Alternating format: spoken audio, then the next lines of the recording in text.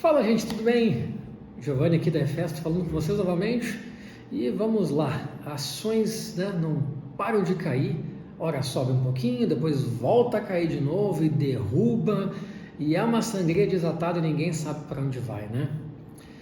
Pessoal, a gente está no mercado financeiro já há algum tempo e muitos de vocês já devem ter ouvido isso, mas na hora de botar em prática fica com medo, né?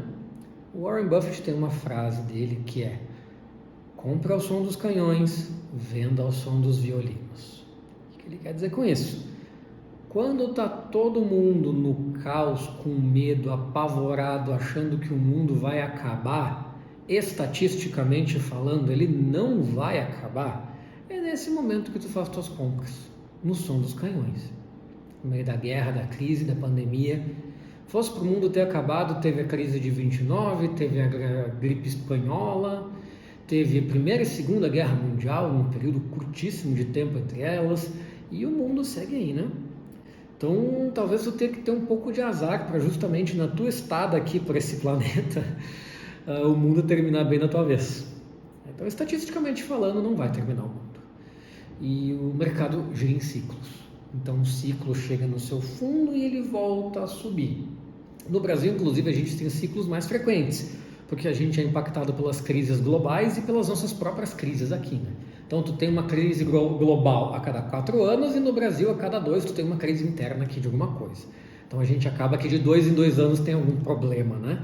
Não que seja uma regra de bolo, uma receita de bolo isso, mas muitas vezes é o que a gente tende a visualizar, principalmente olhando num cenário dos últimos 80 anos. Tá?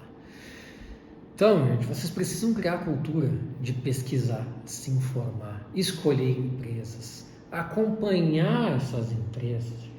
E é por isso que não adianta tu ter 30 empresas compradas. Escolhe 10. Tá com dificuldade? Escolhe 5. Faz ali 5 fundos imobiliários, 5 ações. Já está diversificando no nicho de produto. E começa a acompanhar. E quando a coisa estiver parecendo que não tem mais jeito, que só cai, fundo imobiliário é outro exemplo, não para de cair, já tem anos. Mas, se vocês pegarem a época ali pré-Covid, tu não achava fundo imobiliário para comprar menos de 1,5 do valor patrimonial. E todo mundo comprando que nem louco. Meu Deus, é a nova maravilha do mundo o fundo imobiliário.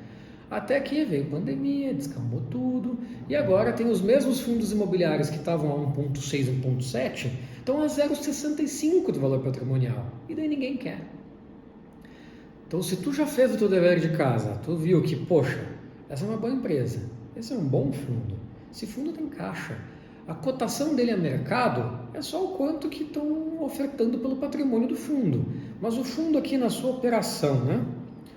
Caixa saudável, fluxo de entrada e saída, taxas no lugar, estrutura funcionando, ou seja, esse fundo não vai quebrar, ele não vai a lugar nenhum. Inclusive, ele muitas vezes está emitindo cota para comprar mais imóvel porque está no momento barato de fazer compra. Aí o fundo vai lá, emite mais cota, derruba mais ainda o valor da posição na bolsa, é aí que o pessoal sai vendendo de vez apavorado, porque não entende o que está acontecendo. Na prática, o gestor viu uma oportunidade de comprar bons imóveis a bons preços, porque o mercado está no caos. Ele vai lá e emite cota para quê? Para arrecadar dinheiro para o fundo. Ele precisa de dinheiro para comprar. Ele tem que distribuir 95% do lucro no formato de dividendo. Vocês esperam que ele faça o quê para comprar coisas que são pichincha? Então, ele vai lá e faz isso. Se tu já está acompanhando a operação, tu já confia na cabeça do gestor. Poxa, deixa eu me inteirar um pouquinho mais do que é um imóvel. Procure bons analistas, né, de fundo imobiliário, tem vários aí, inclusive com canal no YouTube. Poxa, esse gestor aqui, esperto, está comprando um bom imóvel numa boa região. Isso daqui vai valorizar com o tempo. O tijolo, né, o imóvel vai valorizar, o valor do aluguel vai continuar sendo corrigido, porque repõe a inflação na veia, e eu vou ficar ganhando meu dinheiro aqui enquanto o valor do imóvel aumenta. Quando o mercado sair desse ciclo ruim, poxa, vai ter uma valorização da cota ainda. Eu comprar 0,65 esse negócio for para 1, olha o quanto que eu ganhei em valorização de cota. Mesma coisa vale para as ações. Poxa, uma boa empresa, operação funcionando direitinho. Ah, mas o valor de mercado. A empresa está dando lucro, está distribuindo dividendo, está bem estruturalmente, gestão forte. Momento de mercado ruim. Tem empresas que já foram do céu ao inferno dezenas de vezes por questão de momento de mercado, né? O que a gente chama do risco sistêmico, que a todo mundo está exposto, né? Não tem como tu blindar uma empresa de uma outra pandemia que venha lá de qualquer outro país. Tem como tu blindar uma empresa do ramo do aço? Escassez de minério de ferro. China não compra mais nada. China não vai mais comprar minério de ferro. China não beneficia mais aço. E aí? Totalmente fora da tua mão e da mão da empresa isso. Vai sacudir o mercado. Agora, daqui a pouco tu vai olhar, tá, mas no balanço dessa empresa a China representa 5%. Aconteceu um caso semelhante, eu sou do Rio Grande do Sul, né, gente? E teve uma foto emblemática que saiu nos jornais aí, portais de notícia, que era do aeroporto Salgado Filho. Do lado do aeroporto de Porto Alegre, tem um estacionamento grande da Localiza. Foi muito engraçado isso, porque foi assim, online. Saiu a reportagem para o aeroporto embaixo d'água, operações congeladas sem previsão de retorno.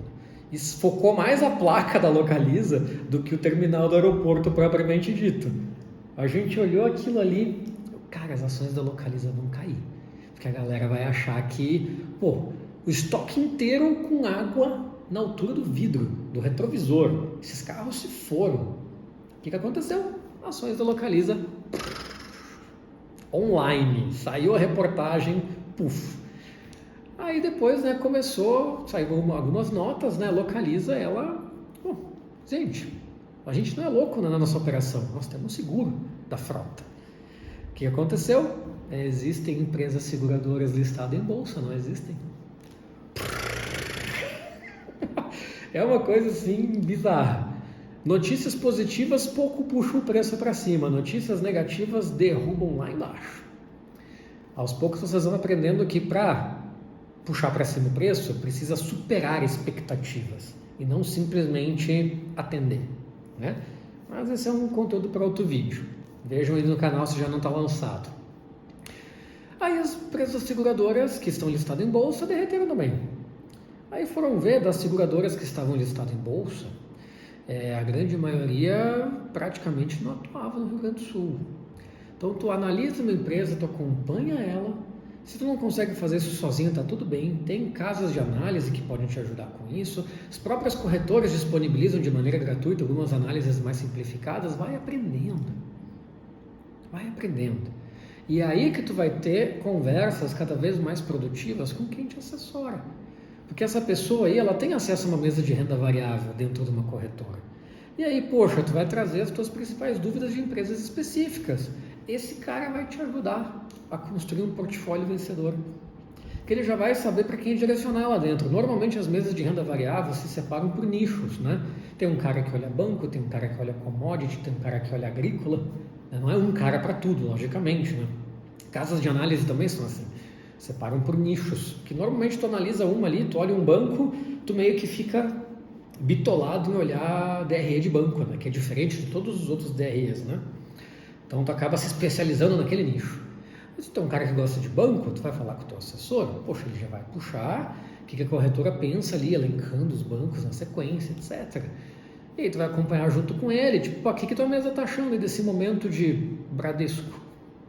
Vale a pena entrar? O que estão falando de Bradesco aí? Me consegue um relatório? E claro, né, gente, para as pessoas que têm um pouco mais de disciplina, que não ficam olhando tanto oscilações intraday e tem mais disciplina, foi feito um estudo já nos Estados Unidos, onde compararam uma pessoa que comprava um ativo religiosamente todos os meses, não importa se está no topo histórico ou no fundo absoluto, todos os meses ele comprava um pouco mais. Pegaram esse cidadão numa janela de 10 anos e compararam com outro cidadão que tentava fazer market timing, né? Que é o cara que tenta, acho que está no topo, vou vender, acho que está no fundo, vou comprar. O que eles fizeram? Pegaram uma análise, descartaram 10% do topo e do fundo do funil, né? Porque ninguém nunca vai acertar o topo e o fundo absoluto. Então descartaram os resultados de fundos principais e topos principais.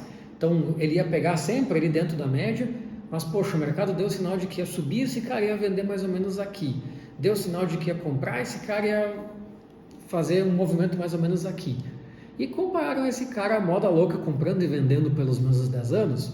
O resultado dele foi 40% pior que aquele que simplesmente comprou todos os meses.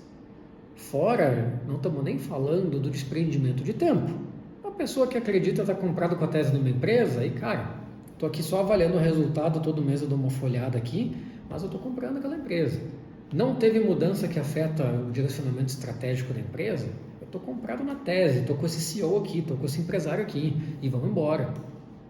Do que o cara que está olhando só para preço, está tentando fazer market timing e toda hora ele tenta comprar, tenta vender, tenta comprar, tenta vender, tenta comprar, tenta vender. Ele está toda hora louco no preço, sempre achando que tomou, devia ter esperado mais um dia. Poxa, devia ter comprado ontem, porque é sempre assim, né? Se eu tivesse esperado isso para fazer amanhã, poxa, se eu tivesse feito isso ontem no almoço, é sempre um se eu tivesse feito, se eu tivesse olhado. Mas tu nunca fez, tu nunca olhou. E aí tu erra os momentos. Isso eu já escutei de diversos influenciadores diferentes também nesse ramo da finança, né, gente? O market timing, ele tá fadado ao fracasso, né? Em algum momento tu vai tomar, tu dá um tiro tão ruim na tua janela que tu arrebenta com o resultado de meses, por um tiro fora. Enquanto que o cara tá ali comprando cadenciado, tem hora que ele compra realmente meio esticado, mas também tem hora que ele compra lá embaixo, que é a hora que ninguém tá comprando. Porque muitas vezes esse cara aqui, ele tinha a chance de comprar agora, mas ele está esperando cair mais, está esperando cair mais, está esperando cair mais. E aí na hora que ele ia comprar, o mercado dá aquela esticadona que recupera 15% num dia, e ele compra isso no final do movimento. Porque tu não está ali o dia inteiro com o home broker olhando. Então o papel subiu 8%, tu vai olhar, agora que eu ia comprar, tivesse comprado de manhã, comprava 10% abaixo. Mas é isso, né? Tu nunca vai conseguir pegar nem o topo nem o fundo. Vai pegar em algum lugar ali no meio. É melhor tu simplesmente só comprar. Só que isso já exige uma disciplina melhor, um comprometimento melhor. E de tu efetivamente entender minimamente daquilo que tu está comprando.